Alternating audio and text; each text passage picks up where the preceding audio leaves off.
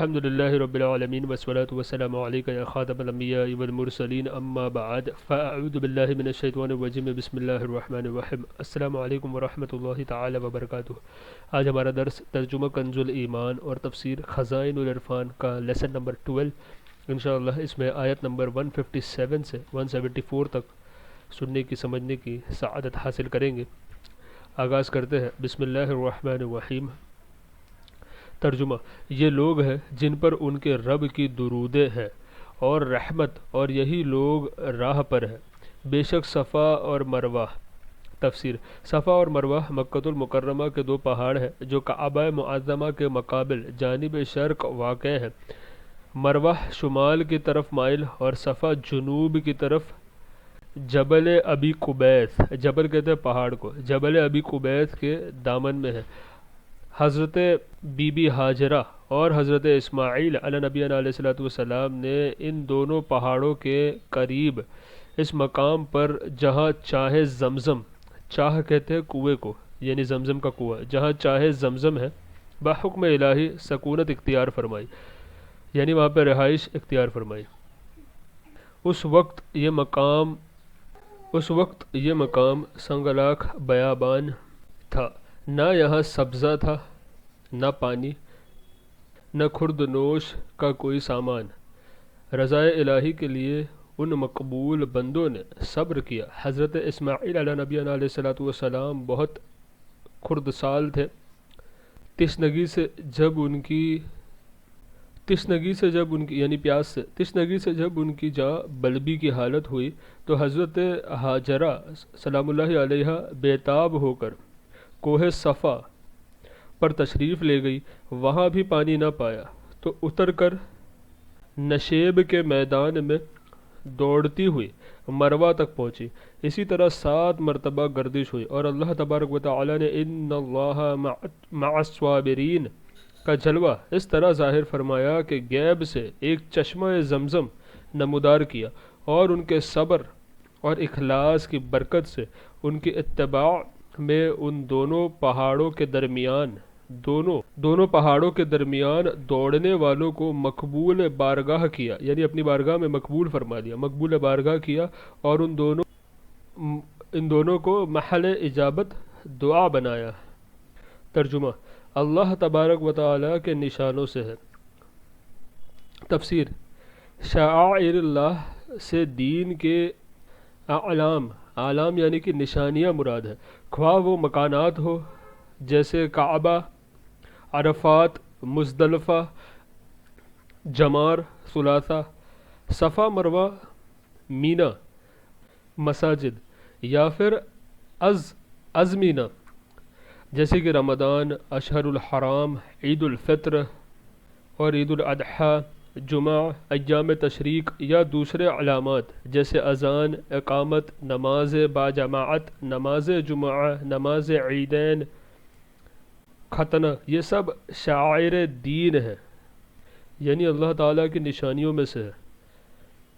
ترجمہ: تو جو اس گھر کا حج یا عمرہ کرے اس پر کچھ گناہ نہیں کہ ان دونوں کے پھیرے کرے۔ تفسیر: شان نزول: زمانہ جاہلیت میں صفا اور مروہ پر 2 بت رکھے تھے، 2 بت یعنی 2 آئیڈلز وہاں پہ رکھے ہوئے تھے، 2 بت رکھے ہوئے تھے۔ صفا پر جو بت تھا اس کا نام اصاف تھا، اور جو مروہ پر جو بت رکھا تھا اس کا نام نائلہ تھا۔ کفار جب صفا اور مروہ کے درمیان سعی کرتے تو ان بتوں پر تعظیماً ہاتھ پھیرتے۔ عہد اسلام میں بت توڑ دیے گئے، لیکن چونکہ کفار یہاں مشرکانہ فعل یعنی اللہ تعالیٰ کے ساتھ شرک کرتے تھے، معاذ اللہ مشرکانہ فعل کرتے تھے، اس لیے مسلمانوں کو صفا اور مروہ کے درمیان سعی کرنا گرا ہوا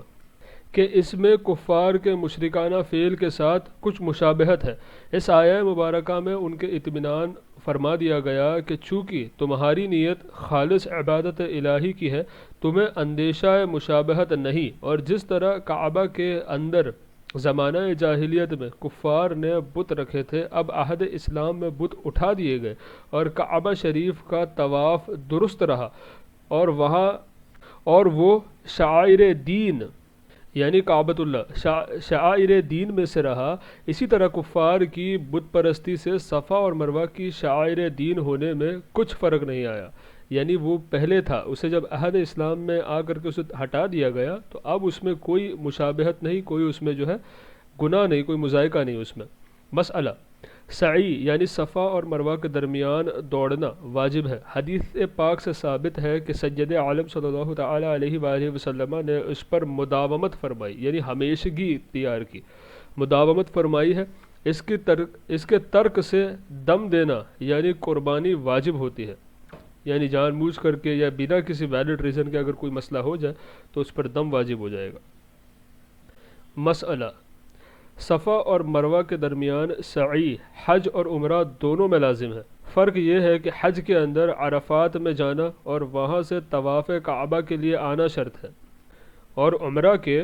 لیے عرفات میں جانا شرط نہیں۔ مسئلہ عمرہ کرنے والا اگر بیرون مکہ سے یعنی مکہ شریف کے باہر سے بیرون مکہ سے آئے، اس کو براہ راست مکۃ المکرمہ میں آ کر طواف کرنا چاہیے، اور اگر مکۃ المکرمہ کا ساکن ہو یعنی وہیں پہ رہنے والا ہو، مکہ شہر کا رہنے والا ہو، ساکن ہو، تو اس کو چاہیے کہ حرم سے باہر جائے، وہاں سے طواف کعبہ کا احرام باندھے اور باندھ کر کے آئے۔ حج اور عمرہ میں ایک فرق یہ بھی ہے کہ حج سال میں ایک ہی مرتبہ ہو سکتا ہے، کیونکہ عرفات میں عرفہ کے دن یعنی 9 ذی الحجہ کو ہی جانا شرط ہے، یعنی حج میں یہ شرط ہے کہ 9 ذی الحجہ کو عرفات کے میدان میں جایا جائے، تو یہ شرط سال میں ایک ہی بار ہو سکتی ہے کیونکہ ذی الحجہ سال میں ایک ہی بار آئے گا، تو جانا حج میں شرط ہے، سال میں ایک ہی مرتبہ ممکن ہے، اور عمرہ ہر دن ہو سکتا ہے، اس کے لیے کوئی وقت معین نہیں۔ تو جو لوگ عمرہ کر کر کے آئے ہیں ان کو پتہ ہوتا ہے کہ وہ لوگ مکہ شریف جاتے ہیں، پہلا عمرہ کرنے کے بعد اگر دوبارہ عمرہ کرنا ہوتا ہے تو کچھ میقات ہوتے ہیں، کچھ میقات پوائنٹس ہوتے ہیں، جیسے عائشہ مسجد بہت زیادہ فیمس ہے، مکۃ المکرمہ سے آپ عائشہ مسجد چلے جاؤ، وہاں پر آپ جو ہے احرام باندھ کر کے نماز پڑھ کر کے وہاں سے دوبارہ عمرہ کی نیت سے آپ وہاں سے نکلیے، اور پھر آ کر کے مکہ شریف میں جو ہے اپنے عمرہ کو کمپلیٹ کیجئے، اس کو سٹارٹ اینڈ کمپلیٹ ساری چیزیں کیجئے۔ تو اس طریقے سے یہ ان لوگوں کو پتہ ہوگا جو حاجی حضرات جو حضرات عمرہ کرتے ہیں، یہ چیز جو ہے کرنی پڑتی ہے۔ ترجمہ: اور جو کوئی بھلی بات اپنی طرف سے کرے تو اللہ تبارک و تعالی نیکی کا صلہ دینے والا خبردار ہے، بے شک وہ جو ہماری اتاری ہوئی روشن باتوں اور ہدایت کو چھپاتے ہیں۔ تفسیر: یہ آیت علماء یہود کی شان میں نازل ہوئی، جو سید عالم صلی اللہ تعالی علیہ وآلہ وسلم کی نعت شریف اور آیت رجم اور توریت کے دوسرے احکام کو چھپایا کرتے تھے۔ یہ ہم نے پہلے بھی چند آیت کی تفسیر میں دیکھا تھا کہ علماء یہود کیا کرتے تھے، ان چیزوں کو چھپا دیتے تھے جن سے سرکار کی پہچان ممکن ہو سکے، جن سے لوگوں کو سرکار کے بارے میں پتہ چلے، ان کو سمجھ میں آئے کہ کیا ہے کیا نہیں، وہ ساری چیزوں کو چھپاتے تھے کیونکہ ان کا دھندا، ان کی دکانیں ان کو چمکانی ہوتی تھی۔ تو وہی یہاں پر ارشاد فرمایا گیا۔ مسئلہ علوم دین کا اظہار فرض ہے۔ ترجمہ: بعد اس کے کہ لوگوں کے لیے ہم اس کتاب میں واضح فرما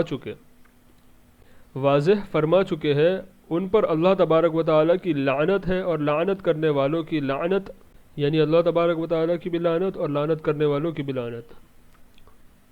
اور یہاں پہ تفسیر میں ارشاد فرمایا کہ لعنت کرنے والوں سے ملائکہ اور مومنین مراد ہے۔ ایک قول یہ ہے کہ اللہ تبارک و تعالیٰ کے تمام بندے مراد ہے۔ ترجمہ: مگر وہ جو توبہ کرے اور سوارے اور ظاہر کرے تو میں ان کی توبہ قبول فرماؤں گا، اور میں ہی ہوں بڑا توبہ قبول فرمانے والا مہربان۔ بے شک وہ جنہوں نے کفر کیا اور کافر ہی مرے، ان پر لعنت ہے اللہ تبارک و تعالیٰ کی، اللہ اور فرشتوں اور آدمیوں سب کی۔ سبحان اللہ۔ اللہ تعالیٰ ہم لوگوں کی بھی جو ہے بال بال بخشش و مغفرت فرمائے، اور ہمیں ایمان پر خاتمہ بالخیر نصیب فرمائے۔ آپ ہمارے لیے دعا گو ہو، ہم آپ کے لیے دعا گو۔ تفسیر: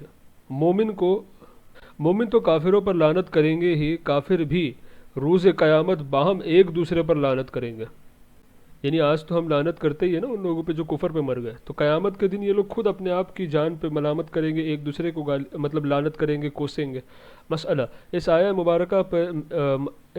مبارکہ میں ان پر لعنت فرمائی گئی جو کفر پر مرے۔ اس سے معلوم ہوا کہ جس کی موت کفر پر معلوم ہو اس پر لعنت کرنی جائز ہے۔ بے شک مسئلہ گناہگار مسلمان پر بالتعیین، بالتعیین اس لفظ کا مطلب ہوتا ہے اس کا نام لے کر کے، اس کو فکس کر کے، اسپیسیفک کر کے، بالتعیین لعنت کرنا جائز نہیں، لیکن علی الاطلاق جائز ہے، جیسا کہ حدیث شریف میں چور اور سود خور وغیرہ پر لعنت آئی ہے۔ اس میں کسی کو اسپیسیفک نہیں کیا نا، کسی کا نام لے کر کے نہیں بتایا کہ اس پر لعنت، اس پر لعنت، کیونکہ مسلمان ہے۔ لیکن گناہ گار ہے تو سرکار نے گناہ کو فکس کر کے جیسے سود خور پر لعنت اور چور پر لعنت، اس طریقے سے لعنت فرمائے علی الاطلاق۔ ترجمہ: ہمیشہ رہیں گے اس میں، نہ ان پر سے عذاب ہلکا ہو اور نہ انہیں مہلت دی جائے۔ اللہ اکبر۔ اور تمہارا معبود ایک معبود ہے۔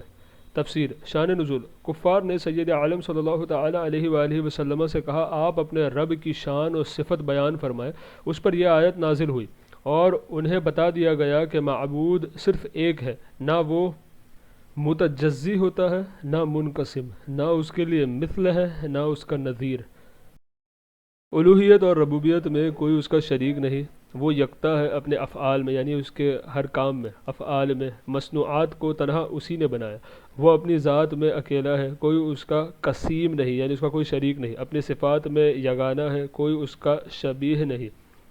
یعنی اس کے سملر نہیں ہے کوئی بھی۔ ابو داؤد ترمذی کی حدیث میں ہے کہ اللہ تبارک و تعالیٰ کا اسم اعظم ان دو آیتوں میں ہے، ایک یہی آیت وَإِلَٰهُكُمْ اور دوسرا الف لام میم اللہ لا الہ الا ہو، یہ والی آیت میں۔ ترجمہ: اس کے سوا کوئی معبود نہیں مگر وہی بڑی رحمت والا مہربان۔ بے شک آسمانوں۔ تفسیر: کعبہ معظمہ کے گرد مشرکین کے 360 بت تھے جنہیں وہ معبود اعتقاد کرتے تھے، یعنی ان لوگوں کو خدا مانتے تھے، وہ 360 بتوں کو۔ انہیں یہ سن کر بڑی حیرت ہوئی کہ معبود صرف ایک ہی ہے، اس کے سوا کوئی معبود نہیں۔ اس لیے انہوں نے حضور سید عالم صلی اللہ تعالی علیہ وآلہ وسلم سے ایسی آیت طلب کی جس سے وحدانیت پر استدلال صحیح ہو۔ اس پر یہ آیت مبارکہ نازل ہوئی اور انہیں یہ بتایا گیا کہ آسمان اور اس کی بلندی اور اس کا بغیر کسی ستون اور علاقے کے قائم رہنا اور جو کچھ اس میں نظر آتا ہے، آفتاب، مہتاب، ستارے وغیرہ، یہ تمام، اور زمین اور اس کی درازی اور پانی پر مفروش ہونا، یعنی ایک فرش کی طرح بچھا ہوا ہونا، مفروش ہونا، اور پہاڑ، دریا، چشمے، معادن، جواہر، درخت، سبزہ، پھل، اور شب اور روز کا آنا جانا، یعنی دن رات کا آنا جانا، شب و روز کا آنا جانا، گھٹنا بڑھنا، کشتیاں اور ان کے مسخر ہونا، باوجود بہت سے وزن اور بوجھ کے روئے آب پر رہنا، یعنی دریا پر تیرنا، ایسا نہیں کہ ڈوب جاتی ہے، روئے آب پر رہنا، اور آدمیوں کا ان میں سوار ہو کر دریا کے عجائب دیکھنا، اور تجارتوں میں ان سے بار برداری کا کام لینا، اور بارش اور اس سے خشک اور مردہ ہونا، خشک اور مردہ ہو جانے کے بعد زمین کا سرسبز و شاداب ہو جانا اور تازہ زندگی عطا فرمانا، اور زمین کو انواع اور اقسام کے جانوروں سے بھر دینا جس میں بے شمار عجائب حکمت ودیعت ہے۔ اس طرح یعنی اس کے اندر حکمت رکھی ہوئی ہے، ساری چیزوں میں حکمت الہی ہے۔ اسی طرح ہواؤں کی گردش اور ان کے خواص، اور ہوا کے عجائبات، اور ابر یعنی بادل، اور ابر اور اس کا اتنا کثیر پانی کے ساتھ آسمان اور زمین کے درمیان معلق رہنا، یہ 8 انواع ہے جو حضرت قادر یعنی کہ اللہ تبارک و تعالیٰ، جو حضرت قادر مختار کے علم اور حکمت اور اس کی وحدانیت پر برہان قوی یعنی روشن دلیل ہے، برہان قوی ہے، اور ان کی دلالت وحدانیت پر بے شمار وجوہ یعنی وجاہت بے شمار وجوہ سے ہے۔ اجمالی بیان یہ ہے کہ یہ سب امور ممکنہ ہے یعنی پاسبل ہے، ممکنہ ہے، اور ان کا وجود بہت سے مختلف طریقوں سے ممکن تھا، مگر وہ مخصوص شان سے وجود میں آئے۔ یہ دلالت کرتا ہے کہ ضرور ان کے لیے موجد یعنی ان کو وجود میں لانے والا موجد ہے، قادر و حکیم، جو بمقتضائے حکمت اور مشیت جیسا چاہتا ہے بناتا ہے، کسی کو دخل اور اعتراض کی مجال نہیں۔ وہ معبود بالیقین واحد اور یکتا ہے، کیونکہ اگر اس کے ساتھ کوئی دوسرا معبود بھی فرض کیا جائے تو اس کو بھی ان مقدورات پر قادر ماننا پڑے گا۔ اب دو حال سے خالی نہیں، یعنی اگر یہ فرضاً مان بھی لیا اس کو خالی ایکسپلین کرنے کے لیے، تو اس میں بھی دو چیزیں دو حال سے خالی نہیں، یا تو ایجاد اور تاثیر میں دونوں متفق الارادہ ہوں گے، یعنی دونوں کے ارادے سیم ہونے چاہیے، دونوں متفق ہوں گے، ایگری ہوں گے دونوں، یا نہ ہوں گے، یا ہو سکتا ہے کسی چیز میں نہ ایگری ہو، کسی کو کچھ چاہیے کسی کو کچھ چاہیے۔ اگر ہو تو ایک ہی شے کے وجود میں دو موثروں کا تاثیر کرنا لازم آئے گا، اور یہ محال ہے، کیونکہ یہ مستلزم ہے معلول کے دونوں سے مستغنی ہونے کو اور دونوں کی طرف مفتقر ہونے کو، کیونکہ علت جب مستقلہ ہو تو معلول صرف اس کی طرف محتاج ہوتا ہے، دوسرے کی طرف محتاج نہیں ہوتا، اور دونوں کو علت مستقلہ فرض کیا گیا ہے تو لازم آئے گا کہ معلول دونوں میں سے ہر ایک کی طرف محتاج ہو اور ہر ایک سے غنی ہو، تو اس میں نقیضین مجتمعی ہو گئی، اور یہ محال ہے۔ اور اگر یہ فرض کرو کہ تاثیر ان میں سے ایک کی ہے تو ترجیح بلا مرجح لازم آئے گی، اور دوسرے کا عجز لازم آئے گا، عجز یعنی عاجزی، دوسرے کی عجز لازم آئے گی، جو الہ ہونے کے منافی ہے، یعنی خدا کبھی کسی کا محتاج نہیں ہو سکتا نا، وہ کسی کے آگے عاجز نہیں ہو سکتا، جو الہ ہونے کے منافی ہے۔ اور اگر یہ فرض کرو کہ دونوں کے ارادے مختلف ہو تو تمانع اور تطارد لازم آئے گا کہ ایک کسی شے کے وجود کا ارادہ کرے اور دوسرا اس حال میں اس کے عدم کا، یعنی ایک چاہتا ہے کہ میں اس کو پیدا کروں، دوسرا چاہتا ہے کہ میں اس کو نہ پیدا کروں، یا اس طریقے سے مختلف ڈیسیجنز ان کے ہوں گے عدم کا، تو وہ شے ایک ہی حال میں موجود اور معدوم دونوں ہوگی یا دونوں نہ ہوگی۔ یہ دونوں تقدیریں باطل ہے، یعنی یہ پاسبل ہی نہیں ہے، بکواس ہے، صرف کھلی بکواس ہے اور کچھ نہیں ہے، دونوں تقدیریں باطل ہے۔ ضرور ہے کہ یہ موجودگی ہوگی، یا تو موجود ہوگی یا معدوم یعنی نہ ہوگی، ایک ہی بات ہوگی۔ اگر موجود ہوئی تو عدم کا چاہنے والا عاجز ہوا، الہ نہ رہا، یعنی ایک کو ہار ماننی پڑے گی دوسرے کے آگے، الہ نہ رہا، وہ خدا نہ رہا۔ اور اگر معدوم ہوئی تو جو جود کا ارادہ یعنی جو پیدائش کا ارادہ رکھتا تھا وہ والا مجبور ہو گیا، تو وہ الہ نہ رہا، یعنی دونوں خدا نہیں رہے، جو بھی عاجز ہو گیا وہ۔ لہذا ثابت ہو گیا کہ الہ ایک ہے اور ایک ہی ہو سکتا ہے، اور یہ تمام انواع بے نہایت وجوہ سے اس کی توحید پر دلالت کرتی ہے۔ یعنی یہ یہاں پہ ایک آرگیومنٹ ایک کامن سینس کے حساب سے پیش کیا گیا ہے کہ اگر ملٹیپل خدا ہوں گے، اگر مان بھی لیا جائے خالی ایگزامپل آرگیومنٹ کو پروف کرنے کے لیے، تو اس میں کامن سینس سے انسان سوچ سکتا ہے کہ ہر کوئی اگر خدا رہے گا تو کوئی بولے گا میرے کو یہ چاہیے، وہ بولے گا میرے کو نہیں چاہیے، اس طریقے سے آپس میں لڑائی ہوگی، تو کوئی ایک تو ہارے گا، کوئی ایک دوسرے سے طاقتور نکلے گا، ان دی اینڈ کوئی ایک ہی رہے گا جو سب پہ غالب آ جائے گا، تو جو غالب ہے وہی حقیقت میں خدا ہو سکتا ہے، باقی تو خدا ہو نہیں سکتی ہے، کیونکہ محتاجگی اور عاجزی جو ہے وہ خدا کی صفت نہیں ہو سکتی۔ تو یہاں پہ پروف کرنے کے لیے اس چیز کو یہاں پہ ایک ایگزامپل دیا گیا ہے۔ ترجمہ: اور زمین کی پیدائش اور رات اور دن کا بدلتے آنا اور کشتی کے دریا میں لوگوں کے فائدے لے کر چلتی ہے، اور وہ جو اللہ تبارک و تعالیٰ نے آسمان سے پانی اتار کر مردہ زمین کو اس سے جلا دیا یعنی زندگی دی، جلا دیا، اور زمین میں ہر قسم کے جانور پھیلائے، اور ہواؤں کی گردش، اور وہ بادل کہ آسمان اور زمین کے بیچ میں حلم کا باندھا ہے، آسمان اور زمین کے بیچ میں حکم کا باندھا، یعنی حکم سے باندھا ہوا ہے، حکم کا باندھا ہے، ان سب میں عقل مندوں کے لیے ضرور نشانیاں ہیں۔ اور کچھ لوگ اللہ تبارک و تعالیٰ کے سوا اور معبود بنا لیتے ہیں کہ انہیں اللہ تبارک و تعالیٰ کی طرح محبوب رکھتے ہیں، اور ایمان والوں کو اللہ تبارک و تعالیٰ کے برابر کسی کی محبت نہیں، اور کیسے ہو اگر دیکھے ظالم وہ وقت جب کہ عذاب ان کی آنکھوں کے سامنے آئے گا، اس لیے کہ سارا زور خدا کو ہے، یعنی ساری قدرت اللہ تبارک و تعالیٰ کی، سارا زور خدا کو ہے، اور اس لیے کہ اللہ تبارک و تعالیٰ کا عذاب بہت سخت ہے۔ جب بیزار ہوں گے پیشوا اپنے پیرووں سے، یعنی لیڈرز جو ہوں گے وہ اپنے فالوور سے بیزار ہو جائیں گے۔ یہ روز قیامت کا بیان ہے جب مشرکین اور ان کے پیشوا جنہوں نے انہیں کفر کی ترغیب دی تھی ایک جگہ جمع ہوں گے اور عذاب نازل ہوتا ہوا دیکھیں گے، دیکھ کر ایک دوسرے سے بیزار ہو جائیں گے،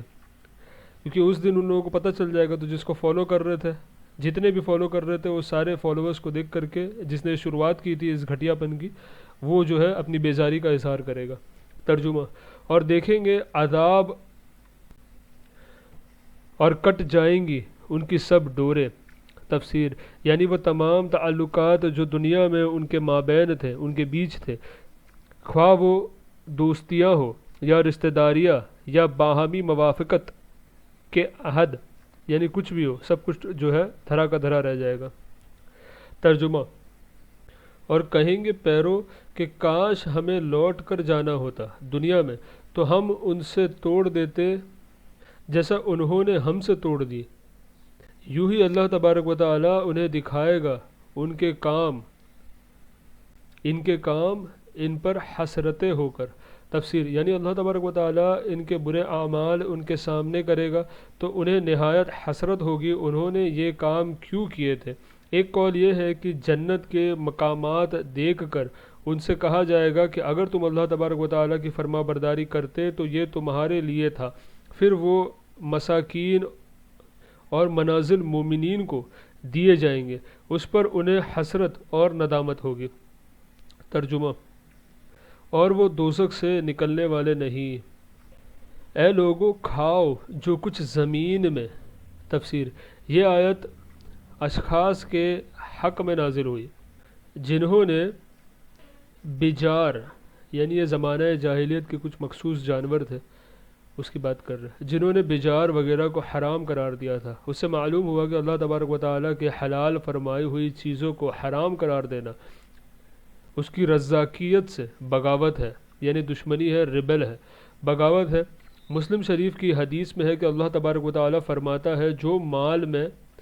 اپنے بندوں کو عطا فرماتا ہوں، اللہ تبارک و تعالیٰ فرما رہا ہے کہ جو مال میں اپنے بندوں کو عطا فرماتا ہوں وہ ان کے لیے حلال ہے، اور اسی میں ہے کہ میں نے اپنے بندوں کو باطل سے بے تعلق پیدا کیا، پھر ان کے پاس شیاطین آئے اور انہوں نے دین سے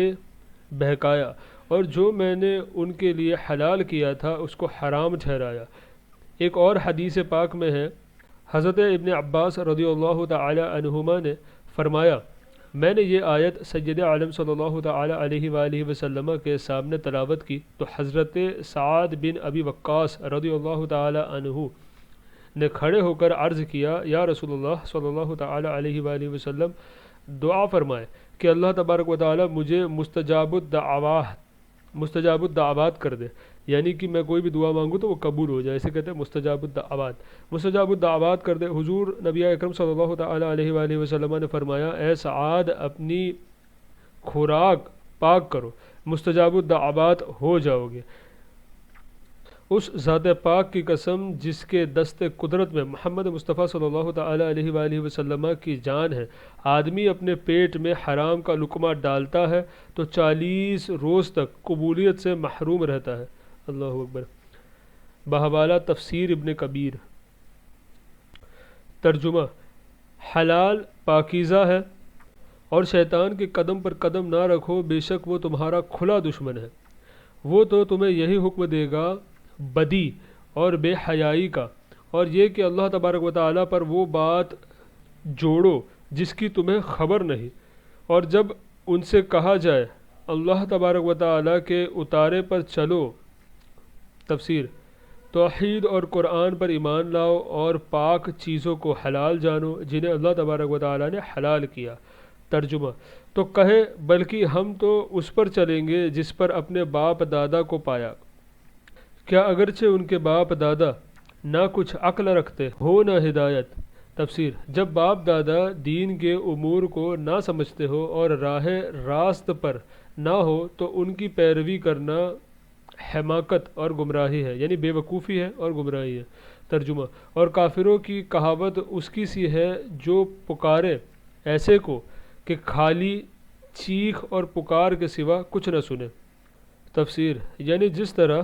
چوپائے چرنے والے کی صرف آواز ہی سنتے ہیں، یعنی جو 4 لیگڈ اینیملز ہوتے ہیں نا، گائے، بکری، بیل، بھینس، یہ سب،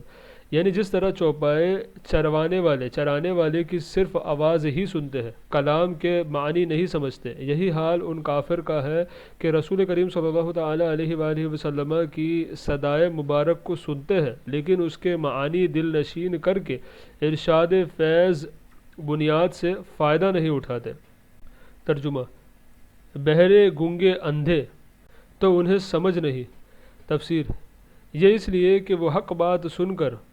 منتفع نہ ہوئے، یعنی انہوں نے کوئی فائدہ نہیں حاصل کیا، منتفع نہ ہوئے، کلام حق ان کی زبان پر جاری نہ ہوا، نصیحتوں سے انہوں نے فائدہ نہ اٹھایا۔ ترجمہ: اے ایمان والو، کھاؤ ہماری دی ہوئی ستھری چیزیں اور اللہ تبارک و تعالیٰ کا احسان مانو اگر تم اس کو پوجتے ہو۔ الحمدللہ رب العالمین۔ مسئلہ: اس آیت سے معلوم ہوا کہ اللہ تبارک و تعالیٰ کی نعمتوں پر شکر واجب ہے۔ ترجمہ: اس نے یہی تم پر حرام کیے ہیں مردار اور خون اور سور کا گوشت اور وہ جانور جو غیر خدا کا نام لے کر ذبح کیا گیا، نہ یوں کہ خواہش سے کھائے اور نہ یوں کہ ضرورت سے آگے بڑھے، تو اس پر گناہ نہیں، بے شک اللہ تبارک و تعالیٰ بخشنے والا مہربان ہے۔ تفسیر: جو حلال جانور بغیر ذبح کیے مر جائے یا اس کو طریقہ شرعہ یعنی شریعت کے طریقے کے خلاف مارا گیا ہو، مثلاً گلا گھونٹ کر یا لاٹھی، پتھر، ڈھیلے، گلہ گولی سے مار کر ہلاک کیا گیا ہو، یا وہ گر کر مر گیا ہو، یا کسی جانور نے سینگ سے مارا ہو، یا کسی درندے نے ہلاک کیا ہو، اس کو مردار کہتے ہیں، یعنی مرا ہوا اسے مردار کہتے ہیں، زبانی ہوگا مردار کہتے ہیں، اور اسی کے حکم میں داخل ہے زندہ جانور کا وہ عضو، یعنی وہ پارٹ، جانور زندہ ہے لیکن اس کی ٹانگ سپوز کاٹ دی، تو اب یہ جو ہے اسی کے حکم میں داخل ہے زندہ جانور کا وہ عضو جو کاٹ لیا گیا ہو۔ مسئلہ: مردار کا کھانا حرام ہے مگر اس کا پکا ہوا چمڑا کام میں لانا اور اس کے بال، سینگ، ہڈی، پٹھے، سم سے فائدہ اٹھانا جائز ہے، بحوالہ تفسیر احمدی۔ اور خون۔ مسئلہ: خون ہر جانور کا حرام ہے اگر بہنے والا ہو، اور دوسری آیت میں فرمایا او دمم مسفوحا۔ ترجمہ: اور سور کا گوشت۔ مسئلہ: خنزیر یعنی سور نجس العین، یعنی عین نجاست ہے، نجس العین ہے، اس کا گوشت، پوست، بال، ناخون وغیرہ تمام اجزاء نجس یعنی گندگی، ناپاکی، نجس اور حرام ہے، کسی کو کام میں لانا جائز نہیں، کیونکہ اوپر سے یہاں کھانے کا ذکر کیا گیا ہے، اس لیے یہاں گوشت کے ذکر پر اکتفا فرمایا گیا، یعنی یہاں پہ اتنی ہی ڈسکشن کیا جائے گا۔ ترجمہ: اور وہ جانور جو غیر خدا کا نام لے کر ذبح کیا گیا۔ مسئلہ: جس جانور پر وقت ذبح یعنی ذبح کرتے وقت غیر خدا کا نام لیا جائے، خواہ تنہا یا خدا کے نام کے ساتھ عطف سے ملا کر،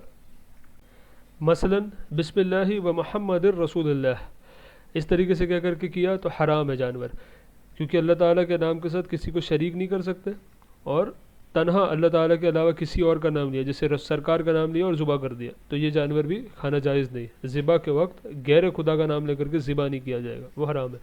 مسئلہ، اور اگر نام خدا جل وعلا اور نام خدا کے ساتھ غیر کا نام بغیر عطف ملایا، مثال کے طور پر بسم اللہ محمد الرسول اللہ،